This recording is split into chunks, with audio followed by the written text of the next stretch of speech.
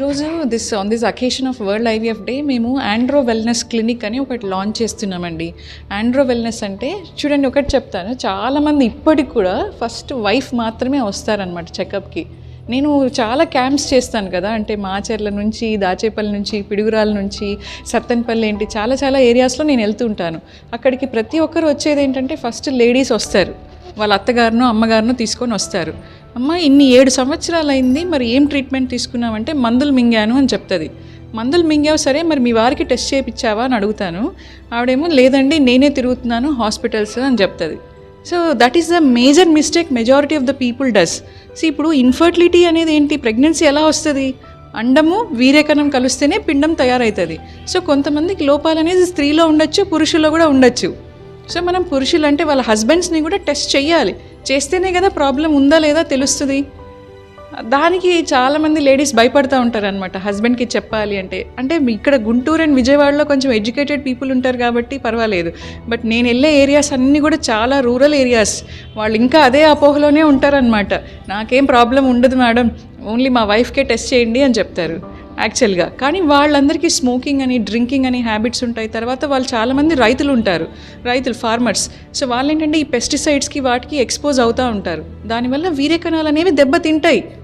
So వాళ్ళు వీర్యకణాలు test చేయిస్తేనే మనకు తెలుస్తుంది ప్రాబ్లం ఉందా లేదా అని.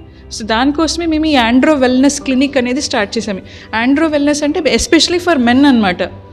అంటే సెక్షువల్ డిస్ఫంక్షన్స్ కానివచ్చు, వ్యారికోసీల్ అంటారు, నరాలు ఉబ్బి పెయిన్ రావటము, బీజంలో ఇంకా వేరే గడ్డలు రావటము. రీసెంట్గా ఒక పేషెంట్ పాపం మ్యారేజ్ నెక్స్ట్ మంత్ ఉంది. సో అబ్బాయికి వాపు వచ్చింది, కింద పెయిన్ వస్తే ఏం చెప్పారు, ఆంకాలజీ సెంటర్కి వెళ్ళాడు. ఆ వాపు ఎందుకు ఉంది అని చెప్పి అది చూస్తే టెస్టిక్యులర్ క్యాన్సర్ అని తేలిందనమాట.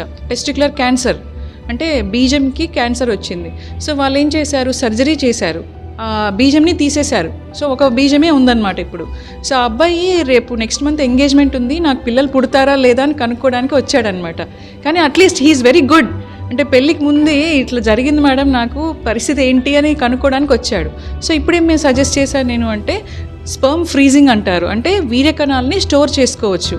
ఎందుకు, ఇప్పుడు అబ్బాయికి నెక్స్ట్ కీమోథెరపీ, రేడియోథెరపీ అని ఇస్తారు. క్యాన్సర్ పేషెంట్స్ మీరు విని ఉంటారు కదా, క్యాన్సర్కి కీమోథెరపీ, రేడియేషన్ అని ఇస్తారు. దానివల్ల ఏమవుతుందంటే వీర్యకణాలు అనేవి ఇంకా డ్యామేజ్ అయిపోయి తగ్గిపోతాయి. So before going for that వాళ్ళు వచ్చి దాన్ని 7 ఫ్రీజింగ్ చేసుకుంటే అది 10 years వరకు స్టోర్ చేసుకోవచ్చు అనమాట.